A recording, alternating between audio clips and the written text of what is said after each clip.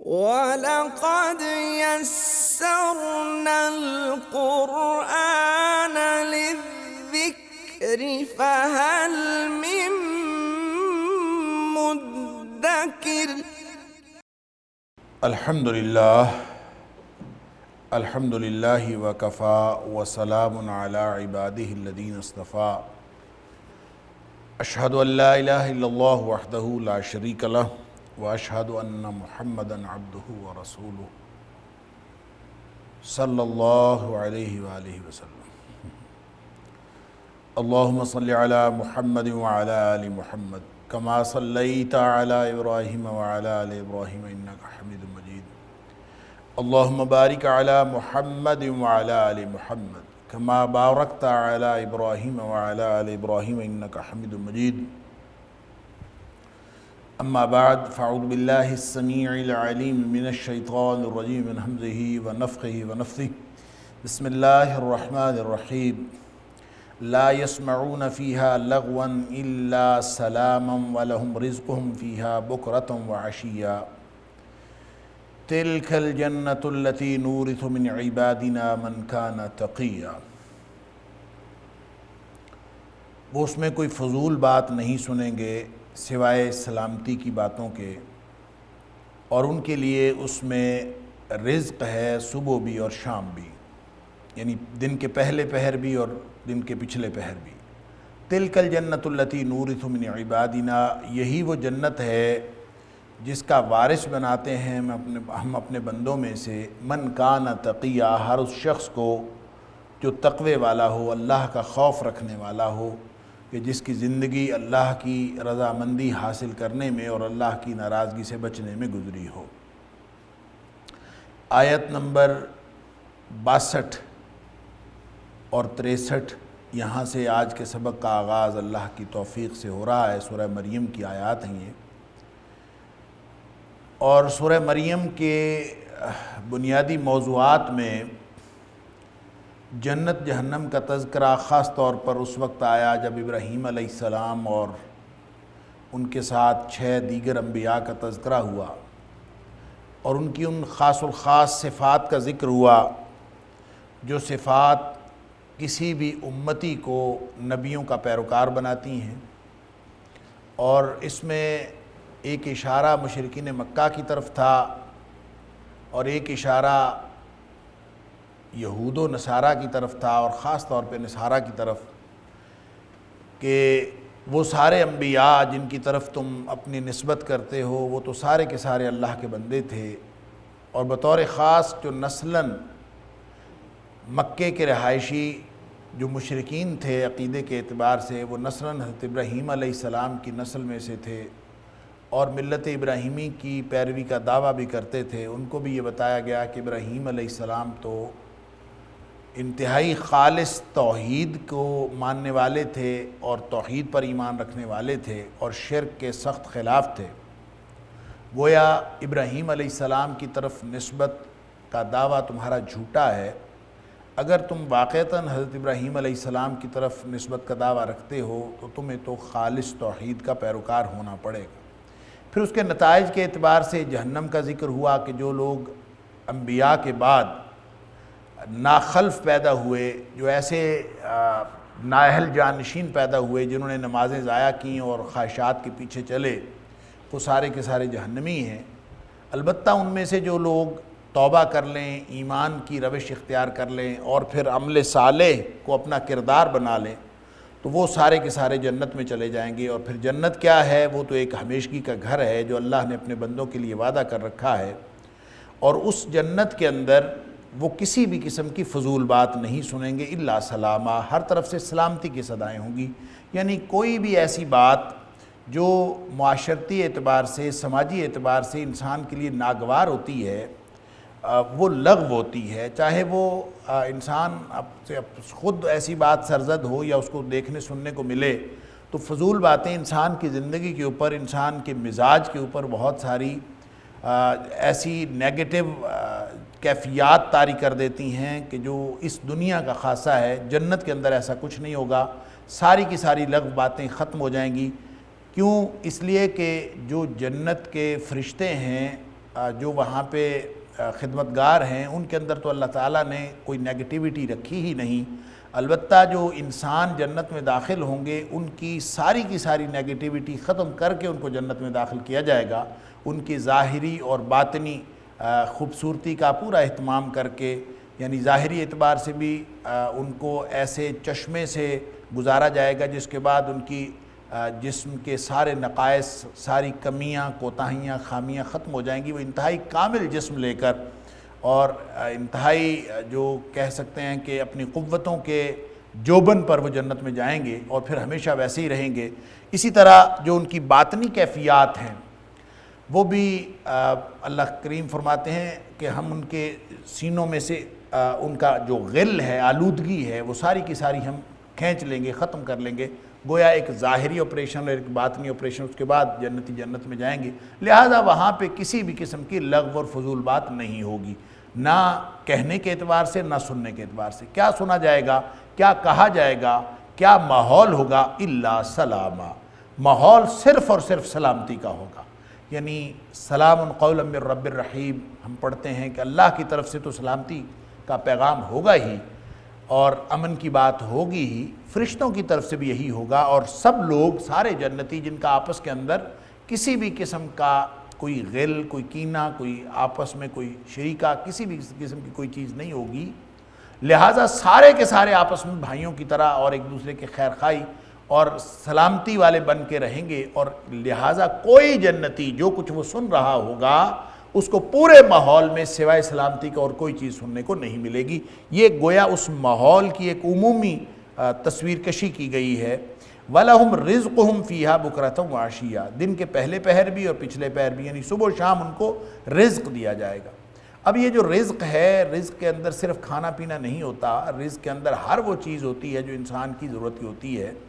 اس میں جو دنیا میں انسان دو مضبوط احتیاجات اپنے اندر پاتا ہے، ایک بھوک ہے اور ایک اشتہا ہے جو شہوت کی، تو ان دونوں کے اللہ کریم نے وہاں پہ ایک کامل طور پر انتظام کیا ہوگا ان دونوں کے لیے، اور انسان کی ان دونوں احتیاجات کو اس طرح سے ایڈریس کیا جائے گا اور اس طرح سے اس کی سیٹسفیکشن کا انتظام ہوگا کہ اللہ تعالیٰ نے فرمایا فیہا ما تشتہیہ الانفس، انسان کی خواہش کی جو انتہا ہو سکتی ہے اس کی بھی تسکین کا سامان وہاں پہ کیا جائے گا۔ سبحان اللہ، انسان جو خواہش کرے گا سب کچھ مل جائے گا۔ دنیا میں خواہشات کو محدود کرنے کا یہ وہاں پہ صلہ ملے گا۔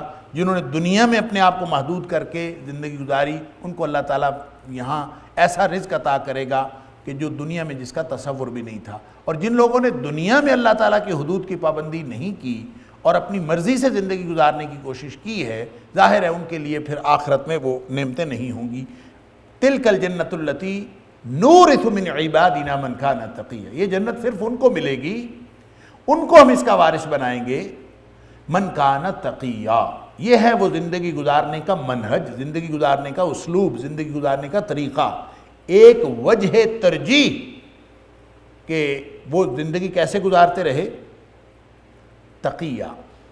اور تقیہ کے دونوں پہلو ہیں، پازیٹیو بھی اور نیگیٹیو بھی، یعنی اس کا ایک ایجابی پہلو ہے، ایک اس کا سلبی پہلو ہے۔ ایجابی پہلو اس کا یہ ہے کہ وہ ہر وقت اس کوشش میں رہے کہ وہ اللہ کی رضامندی حاصل کر لے، اور اس کا سلبی پہلو یہ ہے کہ ہر وقت وہ اس کوشش میں رہے اور اس تڑپ میں رہے کہ کہیں اللہ کی ناراضگی کا سبب نہ بن جائے ان کا کوئی عمل۔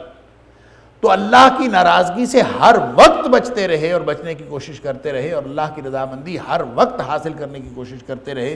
یہ پوری زندگی جس نے اس منہج پر گزاری، اس طریقے پہ گزاری، وہ متقی ہے، من کان تقیہ، اور جو متقی بن کے زندگی گزارتا ہے اس کے لیے جنت ہے۔ اور جنت میں کیا ہے؟ جنت میں پھر لیمیٹیشنز ختم ہو جاتی ہیں، پھر اس کے بعد جو ہے وہاں پہ ایک بہت کھلی، یعنی زمانی اور مکانی دونوں اعتبار سے وہاں پہ حدود ختم ہو جاتی ہیں۔ اللہ کتنی بڑی جنت ہے، کوئی اندازہ نہیں۔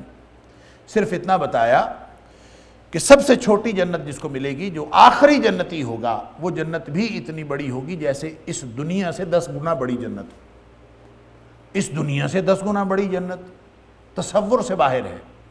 یہ دنیا کسی شخص کو اس دنیا میں مل جائے تو سنبھالنا، اس پر چکر لگانا، اس کو دیکھنا، اس کی دیکھ بھال کرنا وہ ناممکنات میں سے ہے۔ کوئی ایک شخص اس دنیا کا مالک بن جائے تو اس پوری دنیا کو کیسے سنبھالے گا؟ تو یہ انسان کے تصور سے اور اس کے ادراک سے باہر ہے کہ اللہ وہاں جو جنت عطا فرمائے گا وہ یہ ناقص دنیا ہے۔ اس ناقص دنیا پر قیاس کر کے ہم جنت کی کامل دنیا کی کوئی حیثیت، کوئی اس کی حقیقت سمجھ نہیں سکتے، اس لیے کہ اس کا اس کے ساتھ کوئی مقابلہ نہیں ہے۔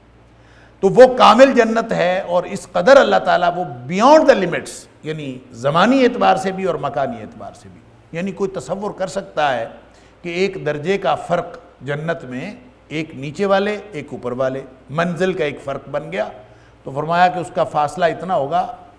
ایک روایت میں فرمایا کہ جیسے نیچے والے اوپر والوں کو دیکھیں گے جیسے سورج چاند ستاروں کو ہم دیکھتے ہیں، یعنی اس قدر دور ہو۔ ایک میں فرمایا کہ 70 سال کی مسافت ہو، ایک میں فرمایا 100 سال کی مسافت ہو، اور یہ 70 یہ 100 یہ بھی ہمیں نہیں پتہ ڈیجٹس ہیں، یہ صرف سمبولک ایک علامتی ہند سے بولے گئے ہیں۔ پھر اگر 100 سال ہو بھی تو وہ 100 سال ہماری گنتی کے 100 سال ہیں کہ اللہ کی گنتی کے 100 سال ہیں؟ اللہ اکبر!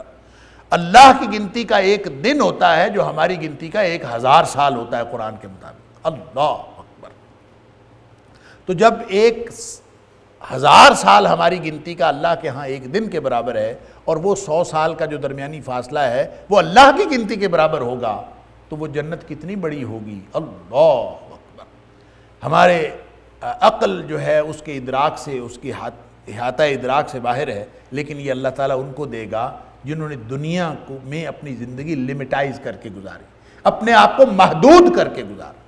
جنہوں نے یہاں محدود کر لیا، ادھر جانے کو دل چاہتا ہے وہ نہیں، آگے اللہ اور اس کے رسول صلی اللہ علیہ وسلم کی مرضی کے خلاف ہے وہ رک جاتا ہے، نہیں جا نہیں سکتا۔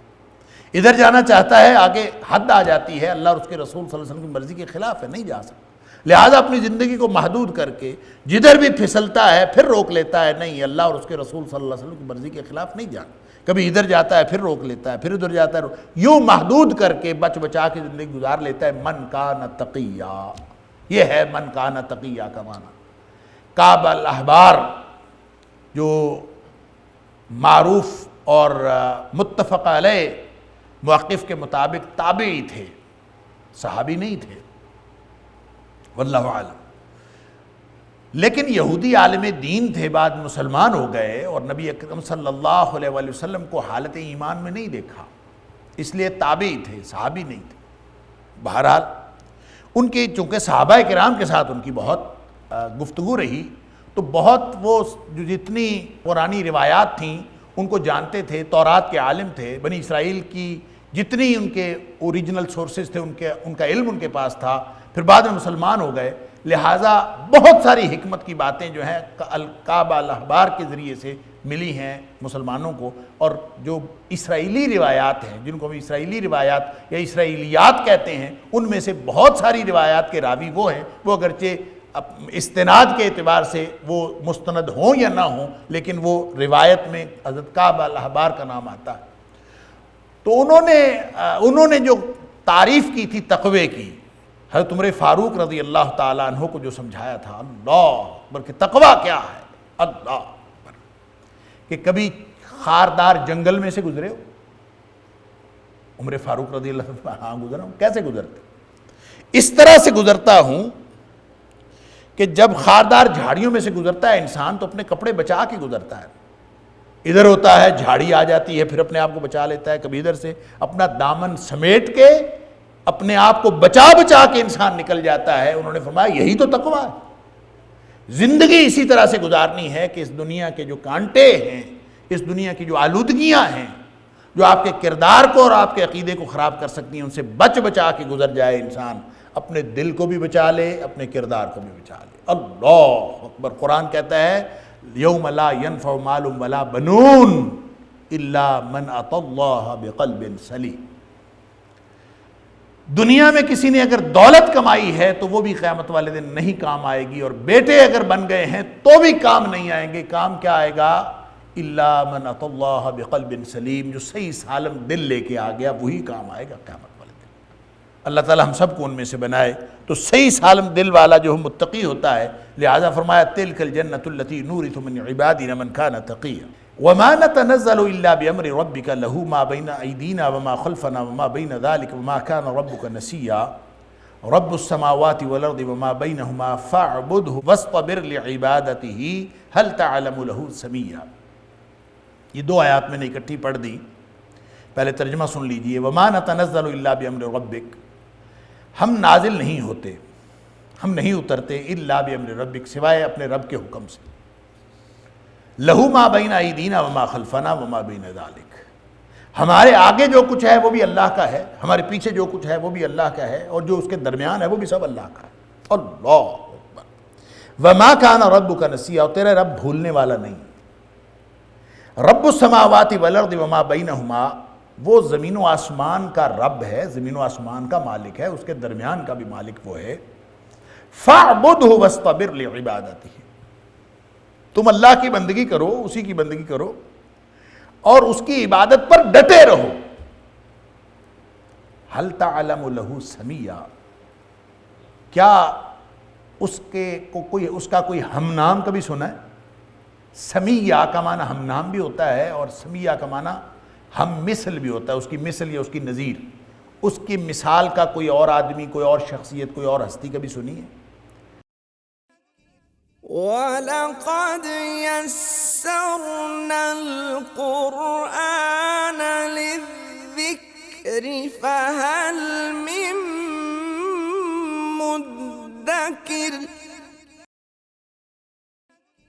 وَلَقَدْ يَسَّرْنَا الْقُرْآنَ لِلذِّكْرِ فَهَلْ مِن مُدَّكِرٍ.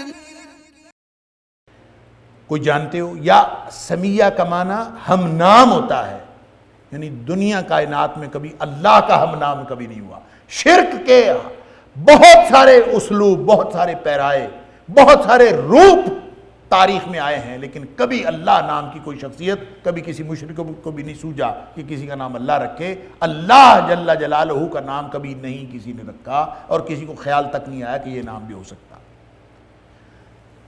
یہ جو دو آیات ہیں، میں نے عرض کیا کہ میں نے دونوں آیات کٹھی پڑھی ہیں اس لیے کہ مفہوم کے اعتبار سے یہ آیات، جس کو اسلوب میں جملہ معترضہ کہا جاتا ہے، یہ جملہ معترضہ ہیں دونوں آیات. اس اسلوب جملہ معترضہ ان جملوں کو کہتے ہیں، اردو میں بھی، اردو ادب میں بھی اور عربی ادب میں بھی یہ بہت ادیبوں کے ہاں اور جو ماہرین ادب ہیں ان کے ہاں معروف ہے. جملہ معترضہ کا مطلب یہ ہوتا ہے کہ ایک چلتے ہوئے مضمون کے درمیان میں کوئی ایسا فقرہ بول دیا جائے جو بظاہر اس مضمون سے تعلق نہیں رکھتا لیکن در حقیقت اس مضمون سے تعلق رکھتا ہے، تو اس کو جملہ معترضہ کہہ دیا جاتا ہے. جیسے کوئی شخص کہہ رہا ہو کہ جھوٹ بھی گناہ ہے، چغلی کرنا بھی گناہ ہے، غیبت بھی گناہ ہے، بدگمانی بھی گناہ ہے، فلاں بھی گناہ ہے، یہ لسٹ بنا رہا ہو اور درمیان میں کہہ دے کہ دیکھو جھوٹ نہ بولا کرو، پھر کہے کہ بددیانتی بھی گناہ ہے، فلاں بھی گناہ ہے. تو یہ گویا ایک اسلوب چل رہا ہے جس کے اندر ایک مضمون چل رہا ہے کہ فلاں فلاں فلاں فلاں چیزیں گناہ ہے. یہ ایک بیانیہ اسلوب ہے، اور درمیان میں کہہ دیا کہ جھوٹ نہ بولا کرو. تو اس کا مطلب یہ ہوا کہ جھوٹ کا تعلق اس مضمون کے ساتھ ہے بھی، اور یہ اسلوب کے نہ بولا کرو یہ اس اسلوب سے مختلف ہے. لہذا جملہ معترضہ ایک ایسا جملہ ہوتا ہے جو بظاہر مختلف لگ رہا ہوتا ہے لیکن حقیقت میں اس مضمون کے ساتھ اس کا تعلق ہوتا ہے. لہذا یہ دونوں جملے جملہ معترضہ ہے. یہ جبریل علیہ السلام کا قول اللہ نے یہاں پہ بیان فرمایا ہے، وَمَا نَتَنَزَّلُ إِلَّا بِأَمْرِ رَبِّكَ، ہم نازل نہیں ہوتے سوائے تیرے رب کے حکم کے. بخاری شریف کے اندر اس آیت کا شان نزول بیان ہوا. سبحان اللہ. نبی اکرم صلی اللہ علیہ وسلم نے خود جبریل سے ایک دن کہا کہ اے جبریل، کہ تو زیادہ کیوں نہیں آتا، کم کیوں آتے ہو؟ اللہ ما یمنعک ان تزورنا اکثر مما تزورنا، جتنے وزٹ تمہارے ہوتے ہیں، جتنی دفعہ تم آتے ہو، اس سے زیادہ کیوں نہیں آتے؟ یعنی اس بات کا اظہار کیا، اس شوق کا، اس اشتیاق کا، اس خواہش کا اظہار کیا کہ کہ جبریل تم زیادہ آیا کرو، تم کم آتے ہو۔ گویا نبی اکرم صلی اللہ علیہ وسلم کو انتظار رہتا ہے، یہ انتظار رہتا تھا جبریل علیہ السلام کا کہ وہ آئیں، اور وہ کم آتے تھے، اور جب وہ کم آتے تھے یا وقفہ زیادہ پڑ جاتا تھا تو نبی اکرم صلی اللہ علیہ وسلم انتظار کرتے رہتے تھے۔ اللہ اکبر۔ تو اس کا جواب اللہ تعالیٰ نے جبریل علیہ السلام کو دے کے بھیجا کہ جا کے بتاؤ کہ وَمَا نَتَنَزَّلُ إِلَّا بِأَمْرِ رَبِّكَ، ہم اپنی مرضی سے نہیں آتے، ہمیں جب اللہ بھیجتا ہے تو ہم آ جاتے ہیں۔ لَهُ مَا بَيْنَ أَيْدِينَا وَمَا خَلْفَنَا وَمَا بَيْنَ ذَلِكَ، جو کچھ بھی ہے جہاں ہم آ رہے ہیں، ایدینا، جہاں سے ہم آ رہے ہیں، وما بین ذالک، اور درمیان میں بھی جو کچھ ہے سب کا مالک وہ ہے، ہم کسی چیز کا اختیار ہی نہیں رکھتے۔ وما کان ربک نسیا، اور تیرا رب جو ہے وہ بھولنے والا بھی نہیں، سبحان اللہ۔ اب یہ اس آیت کا آپ پس منظر دیکھ لیجئے۔ سورہ مریم جو ہے یہ مکی صورت ہے۔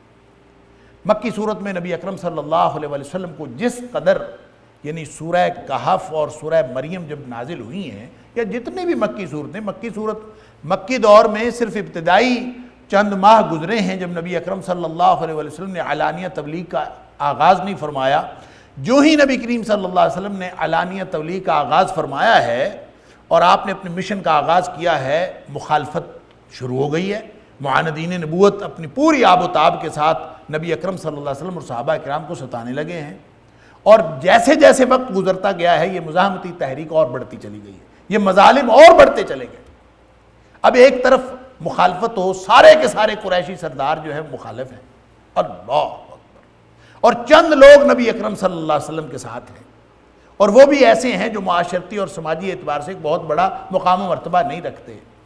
اور حالات یہ ہیں کہ نبی اکرم صلی اللہ علیہ وسلم کو ایک طرف سے اس مزاحمت کا سامنا ہے، عملی طور پر جو مزاحمت آ رہی ہے، کبھی سوالات آ رہے ہیں ان کی طرف سے، اور فکری اور عملی طور پر، فکری اور علمی طور پر وہ لوگ نبی اکرم صلی اللہ علیہ وسلم کو آزمائش میں مبتلا کرنے کی کوشش کرتے ہیں، اور کبھی ظاہری طور پر مسلمانوں کو تکلیف پہنچا کے اور نبی اکرم صلی اللہ علیہ وسلم کو تکلیف پہنچا کر ایک ایسی انہوں نے مزاحمت اور ایک ایسی زبردست فضا پیدا کر دی ہے مشکلات کی اور تکلیفوں کی، کہ ان تکلیفوں اور مشکلات کی فضا میں نبی اکرم صلی اللہ علیہ وسلم کے پاس جو اللہ کے ساتھ جڑنے کا اور اللہ کے ساتھ کنیکشن کا جو سہارا ہے وہ تو جبریل علیہ السلام کا وحی لے کر آنا۔ لہذا جب جبریل علیہ السلام وحی لے کے آتے ہیں، اور اس میں درمیان میں آپ ایک اور چیز ایڈ کر لیجئے کہ مسلمان جو نئے نئے مسلمان ہو رہے ہیں ان کے بھی تو اپنے سوالات ہوتے تھے، ان کی بھی اپنی مشکلات ہوتی تھیں، وہ انہوں نے بھی جو بات پوچھنی ہوتی تھی وہ نبی اکرم صلی اللہ علیہ وسلم سے آ کے پوچھتے تھے، اور نبی کریم صلی اللہ علیہ وسلم کوئی بھی دین کی بات کبھی اپنی طرف سے بنا کے نہیں بولتے تھے۔ وما ينطق عن الهوى ان هو الا وحی یوحی، وہ اپنی خواہش سے کوئی چیز نہیں بتاتے تھے۔ بعض اوقات کئی دن نبی کریم صلی اللہ علیہ وسلم کو انتظار کرنا پڑتا، صحابہ کرام سوال کر لیتے، نبی پاک صلی اللہ علیہ وسلم فرماتے کہ جبریل وحی لے کے آئیں گے تو پھر میں آپ کو بتاؤں گا، آپ انتظار کرتے رہتے کہ اللہ کی طرف سے کوئی جواب آئے گا تو پھر آپ بتائیں۔ لہٰذا ایسی کیفیت میں جب تمام دعوت کا مدار اللہ کی وحی ہو اور وحی لانے والے جبریل ہوں تو انتظار کیوں نہیں ہوگا، اشتیاق کیوں نہیں ہوگا؟ سمجھ میں آتا ہے نا کہ ایسے حالات میں نبی اکرم صلی اللہ علیہ وسلم کس طرح انتظار کرتے ہوں گے جبریل علیہ السلام کا، کہ جبریل جلدی جلدی آیا کرو، بعض اوقات سوال پوچھنے ہوتے ہیں، بعض اوقات کوئی بات پوچھنی ہوتی ہے، اور جب کوئی رہنمائی جب تاخیر کا شکار ہوتی ہے تو مزاحمت اور زیادہ بڑھ جاتی ہے، مظالم اور زیادہ بڑھ جاتے ہیں، تکالیف اور مشکلات میں اور زیادہ اضافہ ہو جاتا ہے۔ لہٰذا فرمایا ما یمنعک، جبریل تجھے کون سی چیز منع کرتی ہے، ان تزورنا اکثر ممن تزورنا، جو تم آتے ہو تو یار جلدی جلدی آ جایا کرو، تمہیں کیا مسئلہ ہے، ما یمنعک، تمہیں کیا رکاوٹ ہے، جلدی جلدی آیا کرو۔ اللہ اکبر۔ اس پر فرمایا ما نتنزل الا بامر ربک، اے حبیب صلی اللہ علیہ وسلم ہم کوئی اپنی مرضی سے تھوڑی آتے۔ اب یہاں پہ جو میں نے پہلے عرض کیا کہ پورا ایک جو پیچھے اسلوب چل رہا ہے شرک کے خلاف چل رہا ہے، پوری سورہ مریم کا جو بنیادی اسلوب ہے وہ توحید ہے، بنیادی موضوع توحید۔ لہذا شرک کی وہ قسم جو اپنا رکھی تھی عیسائیوں نے اس کا رد بھی ہے اس میں، اور شرک کی وہ قسم جو اپنا رکھی تھی مشرکین مکہ نے، اس کا رد بھی اس میں ہے۔ اور مشرکین مکہ نے جو اپنا رکھی تھی شرک کی قسم، اس میں وہ بتوں کی پوجا بھی کرتے، وہ ستاروں کی پوجا بھی کرتے، وہ مظاہر پرستی بھی کرتے، وہ فرشتوں کو اللہ کی بیٹیاں قرار دے کے ان کی پوجا بھی کرتے۔ اب جبریل علیہ السلام سارے فرشتوں کے سردار ہیں، ان سے کہلوایا جا رہا ہے۔ ایک طرف تو نبی کریم صلی اللہ علیہ وسلم کی بات کا جواب ہے نا، لیکن ساتھ مشرکین مکہ کو بھی بتایا جا رہا ہے کہ جن کو تم معبود سمجھ کے پوجا کرتے ہو، ان کا جو سردار فرشتہ ہے وہ بتا رہا ہے کہ ہمارے ہاتھ میں کچھ بھی نہیں۔ اس کے اختیار کا عالم سمجھ لو، اس کے اختیار کی کیفیت سمجھ لو۔ وہ کہتا ہے میں اپنی مرضی سے آ بھی نہیں سکتا۔ وَمَا نَتَنَزَّلُ إِلَّا بِأَمْرِ رَبِّكَ، اتنا بڑا توحید کا بیان نبی اکرم صلی اللہ علیہ وسلم کے اس اشتیاق کے جواب میں یہ اس پورے کے پورے موضوع کو کور کرتا ہے۔ بظاہر لگتا ہے کہ یہ درمیان میں فکرہ کیا آ گیا کہ نبی کریم صلی اللہ علیہ وسلم سے پوچھا گیا، نبی پاک صلی اللہ علیہ وسلم جبریل سے کہا کہ تو کیوں نہیں جلدی جلدی آتا، تو کہہ دیا گیا کہ میں اس لیے جلدی نہیں آ سکتا کہ مجھے اللہ نہیں آنے دیتا، مجھے اللہ تعالیٰ کی طرف سے حکم ہوتا ہے تو میں آتا ہوں۔ اصل میں اس پورے موضوع کے ساتھ اس کا اور اس پورے ماحول کے ساتھ تعلق ہے۔ اور پھر ساتھ فرمایا کہ یہ اختیار صرف آنے جانے والا معاملہ نہیں ہے کہ ہمیں آنے جانے کے بارے میں اختیار نہیں ہے، بلکہ کسی بھی بات کا کوئی اختیار نہیں۔ اللہ لہو ما بین ایدینا وما خلفنا وما بین ذالک، اس کائنات کا کونا کونا سب اللہ کے اختیار میں۔ اللہ، کوئی پتا نہیں گر سکتا جب تک اس کا حکم نہ ہو۔ لہٰذا ہم جہاں آتے ہیں یہ دنیا، یہاں بھی سارا اختیار اس کا ہے، جہاں سے آتے ہیں وہاں بھی سارا اختیار اس کا ہے۔ وما بین ذالک، درمیان میں فضاؤں میں بھی سارا اختیار اس کا ہے، ہمارے پاس تو کچھ بھی اختیار نہیں۔ گویا ایک طرف نبی کریم صلی اللہ علیہ وسلم کو جواب، اور نبی کریم صلی اللہ علیہ وسلم کو تسلی کس طرح سے، وہ اگلے فقرے میں وما کان ربک نسیا، اللہ تیرا رب بھولنے والا نہیں۔ اور دوسری طرف ساتھ مشرکین مکہ کو جواب کہ تم جو مورتیوں کو جو بالکل پتھر کی ہیں اور جو مظاہر کو جن کو پوجتے ہو، ان میں سے سب سے زیادہ جو با اختیار کوئی ہستیاں نظر آتی ہیں مخلوق میں سے تو فرشتے ہیں۔ تو فرشتوں کے اختیار کی کیفیت سمجھ لو، وہ کہتے ہیں ہمارے پاس اختیار ہی کوئی نہیں ہے، کسی بھی قسم کا کوئی اختیار نہیں ہے، ہم اپنی مرضی سے آ جا نہیں سکتے۔ وما کان ربک نسیا، اے حبیب صلی اللہ علیہ وسلم آپ کا رب بھولنے والا نہیں۔ گویا نبی اکرم صلی اللہ علیہ وسلم کو تسلی یہ ہے کہ ہمارا آنا جانا اللہ کے حکم کے تابع ہے۔ وہ جب ہمیں حکم دیتا ہے تو ہم آتے ہیں، جب ہمیں حکم دیتا ہے تو ہم نہیں آ سکتے، اس کے حکم کے بغیر ہم نہیں آ سکتے۔ لیکن اس کا مطلب یہ نہیں ہوتا کہ آپ کے ان حالات میں، ان مشکلات میں، ان تکالیف میں، جو کچھ آپ کو جن تکالیف کا سامنا ہے، اس کا مطلب یہ نہیں ہے کہ وہ اللہ کے علم میں نہیں ہے، اللہ کو سب معلوم۔ اللہ تعالیٰ اپنی حکمت بالغہ کے تحت کبھی ہمیں حکم دے دیتا ہے کہ چلے جاؤ، کبھی ہمیں حکم نہیں دیتا، تو جب وہ حکم دیتا ہے تو ہم آ جاتے ہیں۔ ہم تو اللہ کے حکم کے پابند ہیں، ہم تو اس کے بغیر نہیں آ سکتے۔ آپ کا رب آپ کو بھولنے والا نہیں ہے، اس نے بھولا ہوا نہیں ہے، وہ سب دیکھ رہا ہے، وہ علیم و خبیر ہے۔ اپنی مصلحت کے تحت جب اس نے بھیجنا ہوتا ہے ہمیں حکم دے دیتا ہے، ہم آ جاتے ہیں۔ تو ہمارا نہ آنا اس بات کی دلیل نہیں ہے کہ اللہ کو آپ یاد نہیں ہیں، اللہ کو آپ خوب یاد۔ یہ وہی بات ہے، بعض مفسرین نے لکھا بھی ہے کہ یہ شاید نبی کریم صلی اللہ علیہ وسلم نے جو بات فرمائی تھی، یہ فرمائی ہی اس وقت تھی جب جبریل علیہ السلام کے آنے میں کچھ وقفہ زیادہ ہو گیا تھا۔ تو جو سورہ والضحیٰ ہے اس کے پس منظر میں بھی یہی بات کہ نبی کریم صلی اللہ علیہ وسلم پر وحی کا سلسلہ کچھ دن رک گیا، تو وہاں بھی اللہ تعالی نے فرمایا ما ودعک ربک، اللہ اکبر، تیرے رب نے تنہا نہیں چھوڑا، نہ تمہیں ما ودعک ربک وما قلا، آپ کو نہ چھوڑا ہے اللہ نے نہ تنہا کیا ہے۔ آپ اکیلے نہیں ہیں، اللہ آپ کو خوب جانتا ہے، سبحان اللہ، اور ہر چیز کو اللہ تعالیٰ، اور اللہ آپ کے ساتھ ہے، اللہ نے چھوڑا نہیں۔ لہٰذا وحی کا سلسلہ رک جائے، جبریل علیہ السلام نہ آ سکیں، درمیان میں وقفہ بڑھ جائے، جبریل علیہ السلام نہ پہنچیں، نبی کریم صلی اللہ علیہ وسلم کو ضرورت ہو پھر بھی نہ پہنچیں، تو اس کا مطلب بھی یہ نہیں ہے کہ اللہ تعالیٰ آپ کو بھول گیا یا اللہ نے آپ کو چھوڑ دیا۔ یہ ایک طرف نبی کریم صلی اللہ علیہ وسلم کو تسلی، اور دوسری طرف ساری دنیا کو اور خاص طور پہ ان مشرکین کو بتایا کہ جن فرشتوں کی تم پوجا کرتے ہو، یا بلکہ جن شریکوں کی تم پوجا کرتے ہو ان میں سے سب سے زیادہ با اختیار جو تمہارے شرکاء ہیں وہ تو فرشتے لگتے ہیں بظاہر، لیکن فرشتوں کے اختیار کی کیفیت بھی یہ ہے کہ وہ اپنی مرضی سے، فرشتوں کا سردار کہہ رہا ہے کہ ہم اپنی مرضی سے نہیں آ سکتے، سارا اختیار اللہ کا ہے۔ رب السماوات والارض وما بینہما، اور رب بھولنے والا ہو بھی کیسے سکتا ہے؟ وہ مالک ہے آسمانوں کا اور زمینوں کا، اور درمیان میں بھی ہر چیز کا مالک ہے۔ اگر وہ بھول گیا تو یہ سارا نظام کیسے چلے؟ اللہ اکبر! یہ نظام وہ خود چلا بھی رہا ہے، اور وسع کرسیہ السماوات والارض ولا یؤودہ حفظہما وہو العلی العظیم، وہ اس کو دیکھ بھی رہا ہے، مانیٹرنگ بھی کر رہا ہے، اور اس کی مانیٹرنگ کرنا، اس پورے کائنات کی نگرانی کرنا اس کو تھکاتا نہیں۔ اللہ اکبر!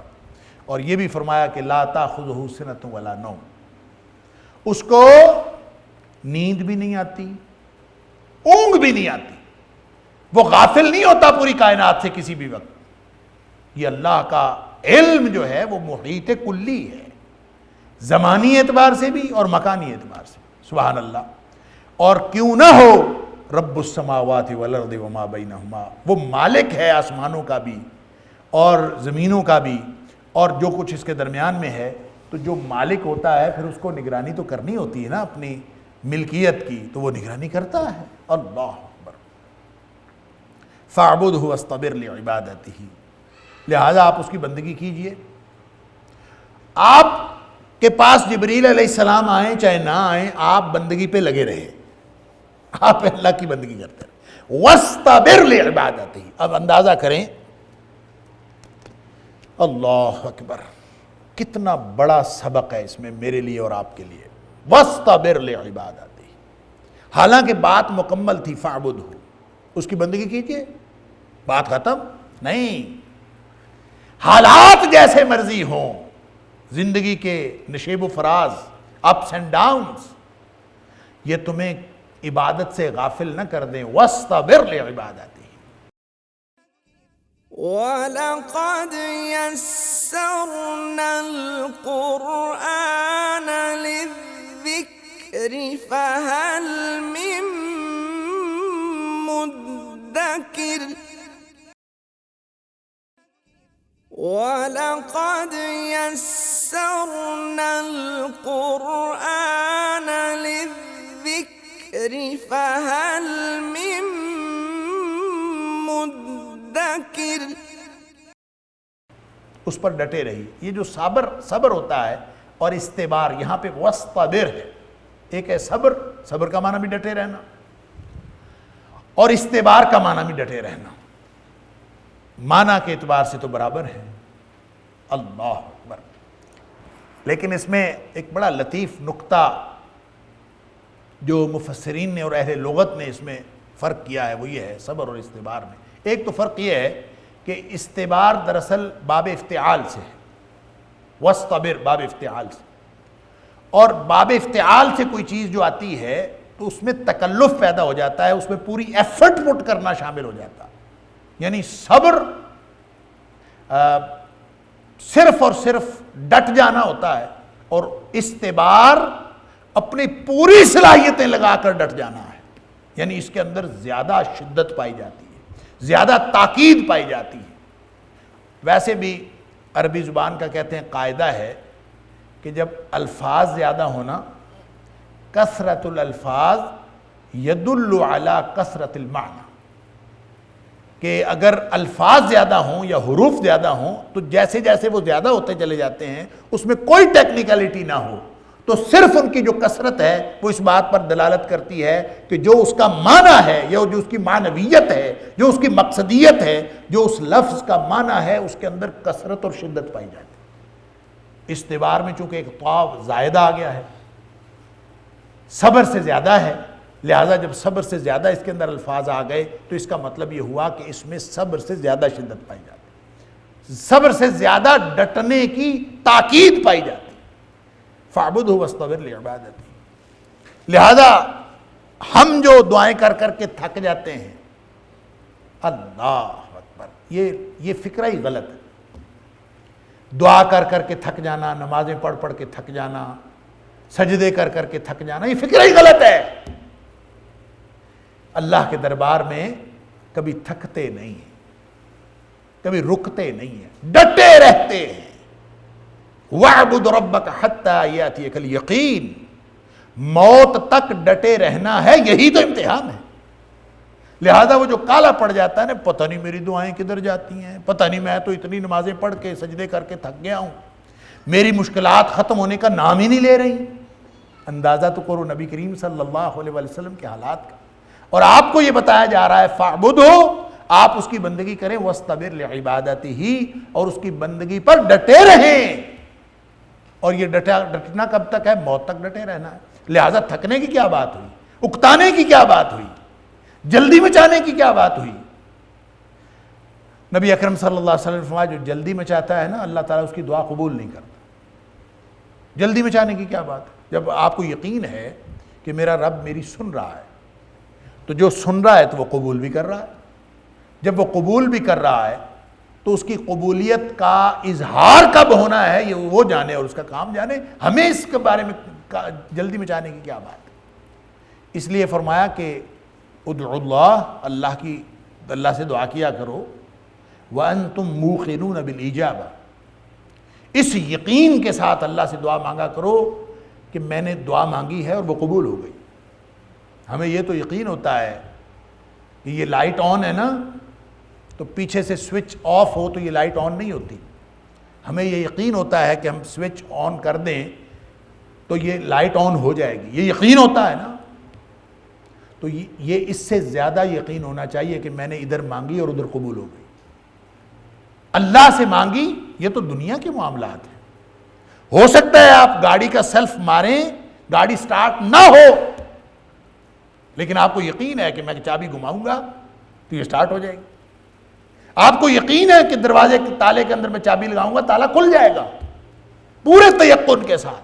آپ کو معلوم ہے کہ یہ چابی ہے، نشان لگایا ہوا ہے، اسی تالے کی ہے، اور آپ اس کو لگاتے ہیں اور آپ کو یقین ہوتا ہے کھل جائے گی۔ تو کیا خیال ہے اللہ کے بارے میں کہ اللہ تعالیٰ آپ کے معاملات سے واقف نہیں ہے؟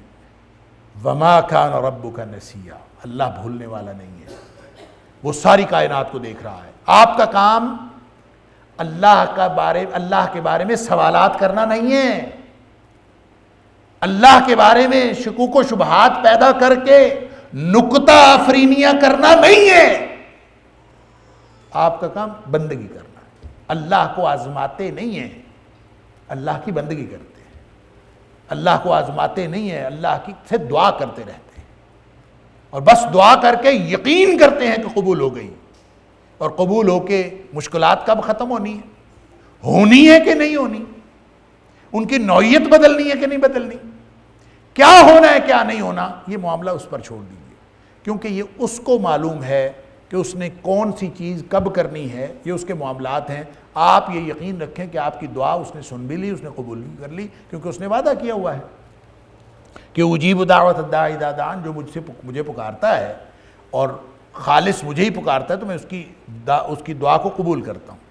اب دیکھیں نبی کریم صلی اللہ علیہ وسلم کو ان حالات میں، ان مشکل ترین حالات میں، مکے کی آپ دیکھ کے تو پڑھ کے تو دیکھیں نا، آپ سیرت کی کتابوں میں کتنی مشکل ترین حالات تھے، اور کتنی زبردست اور کتنی تکلیف دہ مزاحمتی تحریک تھی جو مشرکین مکہ کی طرف سے برپا کی گئی۔ اللہ اکبر۔ ان حالات میں نبی کریم صلی اللہ علیہ وسلم کو بتایا جا رہا وما کان ربک نسیا، تیرا رب بھولنے والا نہیں ہے۔ رب السماوات والارض وما بینہما، وہ زمین و آسمان کا مالک ہے، بھول کیسے سکتا ہے؟ جو مالک ہے، یہ تو سارا نظام درم برم ہو جائے اگر رب بھول جائے اس کو، سبحان اللہ، وہ نہیں بھولنے والا۔ وما بینہما، سارا درمیان کا نظام بھی اسی سے چلتا ہے، وہی چلاتا ہے، دیکھتا ہے، نگرانی کرتا ہے۔ ولا یؤودہ حفظہما، وہ جو سورہ آیت الکرسی کے اندر فرمایا۔ سورہ بقرہ میں فَاعْبُدْهُ وَاسْتَبِرْ لِعِبَادَتِهِ، آپ کا کام بس لگے رہنا ہے، لگے رہو، وَاسْتَبِرْ لِعِبَادَتِهِ، ڈٹے رہو اس کی بندگی پر۔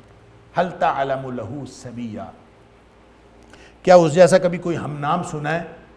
یہ جو ہم نام سنا ہے نا، یہ دو دلائل گویا، دو طرح کے دو پہلو اس دلیل کے، یہ بھی مشرکین مکہ کے لیے۔ نبی کریم صلی اللہ علیہ وسلم کو تو معلوم ہے کہ اللہ کی ذات جیسی کوئی ذات نہیں، اللہ کی صفات جیسی کسی کی صفات نہیں، اس کے افعال جیسے کسی کے افعال نہیں، اور اللہ کی صفات جیسی کسی کی کوئی صفت نہیں۔ اس کو نبی کریم صلی اللہ علیہ وسلم کو معلوم ہے، مشرکین مکہ کو سمجھایا جا رہا ہے، خطاب نبی کریم صلی اللہ علیہ وسلم سے ہے، سمجھایا ان کو جا رہا ہے۔ خطاب کیا ہے؟ ہل تعلم لہو سمیہ، کیا اس جیسا کوئی ہم نام کبھی سنا ہے؟ تو جب ہم نام نہیں سنا تو پھر بندگی بھی کی تو کسی اور کی نہیں ہو سکتی نا، یا اس کا جو دوسرا معنی اس کی نظیر، اس کی مثل کوئی نہیں ہے، تو پھر بندگی کی بھی کسی اور کی ضرورت نہیں ہے۔ تو یہ اصل میں مشرکین مکہ کو سمجھایا جا رہا ہے، جو تم جو ادھر ادھر شرک کرتے پھرتے ہو، اللہ کی بندگی کرو اور اس کے علاوہ کسی کی بندگی جائز نہیں ہے۔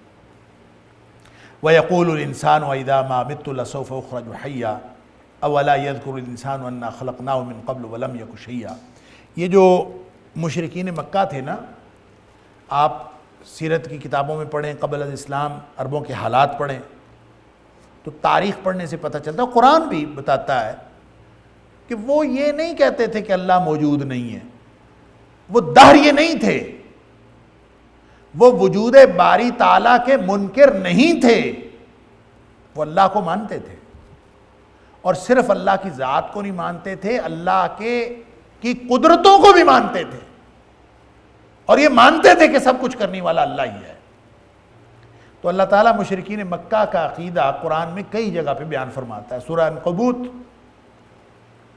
سورہ زخرف، سورہ مومنون، سورہ یونس، ہم پڑھا ہیں سورہ یونس میں، یہ ساری صورتوں میں مختلف جگہوں پہ مختلف الفاظ کے ساتھ اللہ تعالیٰ نے یہ سوال ایک رکھا ہے کہ اے حبیب صلی اللہ علیہ وسلم، آپ جب ان سے پوچھیں کہ زمین و آسمان کا مالک کون ہے، زمین و آسمان کا خالق کون ہے، بارش کون برساتا ہے، سورج چاند کس کے کنٹرول میں ہیں، لَيَقُولُنَّ اللَّهُ، تو ان کا جواب ہوگا کہ اللہ ہی سب کچھ کرتا ہے۔ جب اللہ ہی سب کچھ کرتا ہے تو اس قرآن پھر سوال کرتا ہے فَأَنَّا تُؤْفَكُونَ یا فَأَنَّا يُؤْفَكُونَ، پھر یہ کدھر الٹے پھرے جاتے ہیں، دماغ کہاں خراب ہو گیا ان کا، جب سب کچھ اللہ کرتا ہے اور مانتے بھی ہیں اللہ ہی کرتا۔ اللہ اکبر، مانتے تھے کہ اللہ ہے، مانتے تھے کہ اللہ ایک ہے، مانتے تھے کہ اللہ ہی سب کچھ کرتا ہے، لیکن بندگی اور عبادت میں، جس کو آپ توحید فی العبادت کہتے ہیں، قسم قرار دیتے ہیں، اس میں وہ اللہ کے ساتھ اوروں کو بھی شریک ٹھہراتے تھے، اور اس میں کبھی سمجھتے تھے کہ یہ اللہ کے قریب کر دینے والے ہیں، کبھی سمجھتے تھے کہ اللہ کے ہاں سفارشی ہیں۔ اللہ تعالیٰ نے قرآن میں واضح کر دیا، سورہ زمر کی آیت نمبر 3 کے اندر، مَا نَعْبُدُهُمْ إِلَّا لِيُقَرِّبُونَ إِلَى اللَّهِ زُلْفَىٰ، ہم ان کی بندگی اس لیے کرتے ہیں، ان شریکوں کے پاس، ان بتوں کے پاس، ان مورتیوں کے پاس، اس جو بھی مظاہر پرستی ہے، جو بھی شرک کی قسمیں، ہم ان کے پاس اس لیے جاتے ہیں کہ مَا نَعْبُدُهُمْ إِلَّا لِيُقَرِّبُونَ إِلَى اللَّهِ زُلْفَىٰ، یہ اللہ کے قریب کر دیتے ہیں، ہم تو اس لیے جاتے ہیں ان کے پاس اللہ۔ اور سورہ یونس کی آیت نمبر 18 کے اندر فرمایا کہ وَيَقُولُونَ هَؤُلَاءِ شُفَعَاؤُنَا عِندَ اللَّهِ، یہ کہتے ہیں یہ اللہ کے ہاں ہمارے سفارشی ہیں، اللہ، یہ ہے مسئلہ، مگر نہ تو اللہ کو مانتے تھے۔ جو چیز سمجھ میں نہیں آتی تھی ان کی، جس کا پورے قرآن میں بار بار اور جا بجا ذکر کیا گیا ہے، جس نے ان کو شرک میں مبتلا کر رکھا تھا، اور جو ان کے شرک کے پیچھے عقیدے کی بنیادی خرابی تھی، ایک تو عبادت میں اللہ کو شریک کرنا، اور دوسرا آخرت ان کی سمجھ میں نہیں آتی تھی، مر گئے، مٹی ہو گئے، دوبارہ کیسے زندہ ہوں گے؟ اللہ، یہ سوال بار بار ہو گئے، مَن یحیی العظام وہی رمیم، کون زندہ کرے گا جب ہڈیاں گل سڑ جائیں گی؟ اللہ اَإِذَا مِتْنَا وَكُنَّا تُرَابًا، اگر ہم مر گئے، مر کے مٹی ہو گئے، پھر واپس، ذَلِكَ رَجْعٌ بَعِيدٌ، یہ تو بڑی عجیب بات ہے کہ پھر واپس لوٹایا جائے گا، مر کے مٹی ہو کے دوبارہ زندہ کیسے ہوں گے، یہ سمجھ نہیں آتا تھا۔ اللہ، یہاں اللہ تعالیٰ نے اسی کا ذکر فرمایا ہے. فرمایا وَيَقُولُ الْإِنسان، اور انسان یہ کہتا ہے أَإِذَا مَا مِتُّ، کیا پھر جب میں مر جاؤں گا، لَسَوْفَ أُخْرَجُ حَيًّا، کیا پھر میں زندہ کر کے اٹھایا جاؤں گا؟ سوال ہے. أَإِذَا، کیا پھر میں جب مَا مِتُّ، جب میں مر جاؤں گا، مار دیا جاؤں گا، موت کا شکار ہو جاؤں گا، لَسَوْفَ أُخْرَجُ حَيًّا. کمال ہے، یعنی ہے تو سوال، لیکن یہ استفہام انکاری ہے کہ اصل میں انکار کرتا ہے انسان کہ دوبارہ کوئی نہیں زندہ اٹھایا جانا. اللہ اکبر، یہ اس کا انکار ہے. تو اللہ تعالیٰ جواب دیتا ہے سبحان اللہ، اولا یذکر الانسان انا خلقناہ من قبل ولم یک شیئا، کیا انسان کو یہ یاد نہیں رہتا؟ اولا یذکر الانسان، کیا انسان یہ یاد نہیں کرتا؟ انا خلقناہ من قبل، کہ اس سے پہلے ہم ہی اس کو پیدا کرنے والے ہیں. وَلَمْ يَكُ شَيْئًا، اس حال میں کہ یہ کچھ بھی نہیں تھا. اب تو کچھ ہے تو جو اس سے دوبارہ پیدا کرنا ہے، ہڈیاں ہوں گی تو اس سے دوبارہ پیدا کرنا ہے، راکھ خاک ہوگی تو اس سے پیدا کرنا ہے. اب تو کوئی نہ کوئی وجود ہے جو اس کو دوبارہ پیدا کرنا ہے، جب پہلی دفعہ تو عدم تھا، کوئی چیز تھا ہی نہیں. وَلَمْ يَكُ شَيْئًا، یہ کچھ بھی نہیں تھا. تو جس اللہ نے عدم سے پہلے تخلیق کر دیا اس کو، وہ اللہ اب اس کو دوبارہ پیدا نہیں کر سکتا. یہ تمہاری خام خیالی، یہ یاد نہیں رہتا تمہیں؟ هَلْ أَتَىٰ عَلَى الْإِنسَانِ حِينٌ مِّنَ الدَّهْرِ لَمْ يَكُن شَيْئًا مَّذْكُورًا. سورہ دہر فرمایا کیا انسان کے اوپر ایسا وقت نہیں آیا کہ یہ کوئی قابل ذکر چیز تھا ہی نہیں؟ اس کا ایک معنی تو یہ ہے کہ تھا ہی نہیں، عدم تھا. اور دوسرا معنی یہ ہے کہ انسان اپنی اوقات یاد کرے کہ حقیر قطرہ آب سے پیدا ہوا ہے. اللہ، انا خلقنا الانسان من نطفۃ امشاج، ہم نے اس کو ایک حقیر قطرہ آب سے پیدا کیا ہے. وہ پانی کا قطرہ جس کا یہ نام لینا پسند نہیں کرتا، ذکر کرنا پسند نہیں کرتا، اس کی اوقات اپنی یہ ہے. اللہ اکبر، اس سے پیدا ہوا ہے اور بنتا بڑی شے ہے. اور پھر اللہ کے ساتھ اس سے بڑی اور زیادتی کیا ہوگی، اس سے بڑا ظلم اور کیا ہوگا کہ یہ کہتا ہے کہ وہ پتہ نہیں پیدا کرے گا کہ نہیں، کیسے پیدا کرے گا، سوال اٹھاتا ہے. اللہ اکبر. نبی اکرم صلی اللہ علیہ وآلہ وسلم نے فرمایا، بخاری شریف کی حدیث ہے، اللہ فرماتا ہے، یعنی حدیث قدسی، جب اللہ فرماتا ہے کہہ کہ نبی پاک صلی اللہ علیہ وسلم بات کریں اس کو حدیث قدسی کہا جاتا ہے، کہ اللہ فرماتا ہے کذبنی ابن آدم ولم یکن لہ دال، میرا بندہ مجھے جھٹلاتا ہے، یا آدم کا بیٹا یہ مجھے جھٹلاتا ہے، میری تکذیب کرتا ہے، اس کو چاہیے نہیں تھا کہ یہ کرتا. اللہ اکبر، اس نے ٹھیک نہیں کیا، اس کو چاہیے نہیں تھا کہ یہ مجھے جھٹلاتا، میری تکذیب کرتا. اللہ، وشتمنی، اور اس نے میری انسلٹ کی ہے، اس نے مجھے گالی دی. وَلَمْ يَكُنْ لَهُ ذَلِكَ، اس کو مجھے گالی دینی نہیں چاہیے تھی، اس کو چاہیے نہیں تھا کہ ایسا ظلم کرتا. اللہ، میری تکذیب کرتا ہے، مجھے گالی دیتا ہے. اللہ اکبر. پھر نبی اکرم صلی اللہ علیہ وسلم فرماتے ہیں، اللہ تعالیٰ نے وضاحت فرمائی، فَأَمَّا تَكْذِيبُهُ إِيَّايَ، جو یہ میری تکذیب کرتا ہے نا، جو مجھے جھٹلاتا ہے، یہ اس وقت جھٹلاتا ہے جب یہ کہتا ہے لَن يُعِيدَنِي كَمَا بَدَانِي، جس طرح اللہ نے مجھے پیدا کیا ہے یہ دوبارہ کوئی نہیں کرے گا پیدا. جب یہ کہتا ہے تو گویا یہ میری ذات کو جھٹلاتا ہے، میری قدرت کو جھٹلاتا ہے، میری طاقت کو جھٹلاتا ہے. اللہ اکبر، یہ تکذیب کرتا ہے.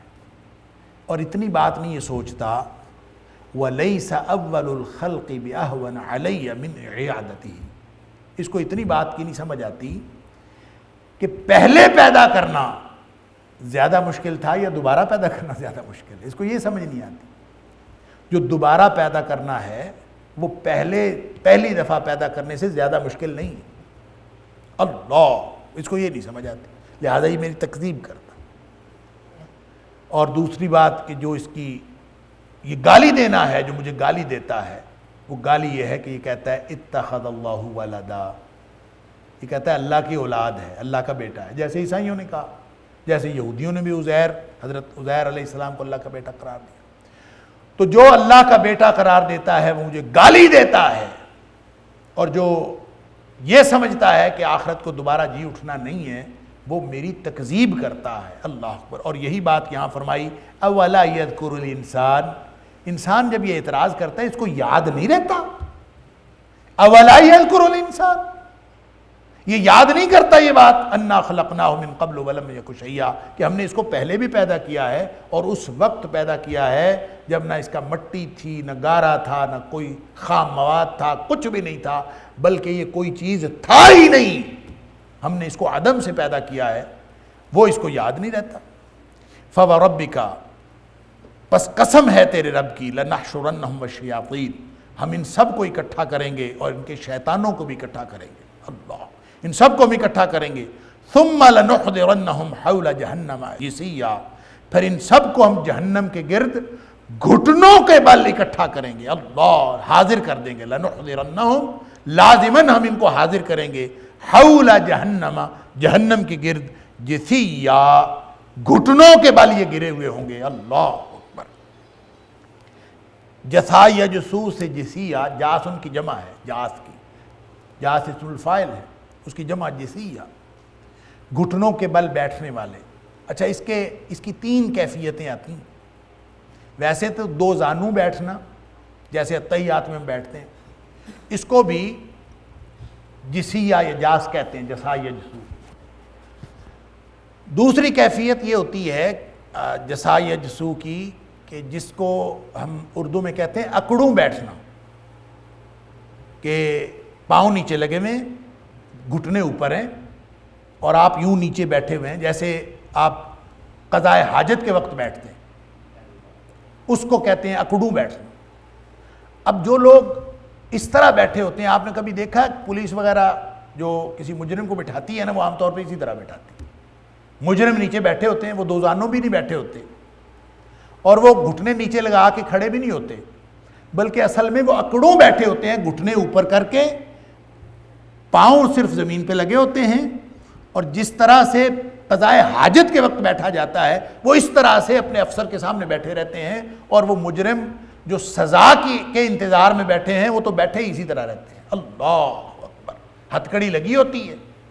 اور زمین پہ اس طرح سے بیٹھنا یہ بجائے خود ایک بہت بڑی تذلیل اور تحقیر ہے، اللہ تعالیٰ معاف فرمائے۔ تو ایک تو یہ معنی تھی، دوسرا معنی یہ ہو سکتا ہے کہ اس طرح سے مجرم جو ہے قیامت والے دن سارے اکٹھے، جیسے مجرم سزا کے انتظار میں بیٹھے ہوتے ہیں تو وہاں پہ سارے بیٹھے ہوں گے جیسے اکڑوں بیٹھتے ہیں۔ اور تیسرا مفہوم یہ ہے جو سورہ جاسیہ کے اندر بھی، جاسیہ کا معنی بھی وہ قوم جو گھٹنوں کے بل گرنے والی، تو اس میں بھی یہ تینوں کیفیتیں آئیں گی، ان میں سے کون سی کیفیت ہے اللہ جانتا ہے، اور اس کا جو مفسرین کے خیال میں اصل معنی جو ہے وہ قیامت والے دن یہ تیسرا مفہوم ہے کہ گھٹنے نیچے لگا کے گر پڑنا، یعنی سیدھا کھڑا ہی نہ ہو سکنا، اور گھٹنے نیچے لگے ہیں اور انسان گرا ہوا ہے نیچے، واللہ عالم کیا اس کی کیفیت ہوگی، لیکن ہے یہ بھی تذلیل اور تحقیر کی ایک علامت۔ کس طرح کی کیفیت ہوگی اللہ تعالیٰ کو معلوم ہے، اللہ اکبر۔ نبی اکرم صلی اللہ علیہ وسلم نے یہ دعا سکھائی، اللہم احسن عاقبتنا فی الامور کلہا واجرنا من خزی الدنیا وعذاب الاخرہ، اللہ دنیا کی رسوائیوں سے بھی بچا لے اور آخرت کے عذاب سے بھی بچا لے، اللہ اکبر۔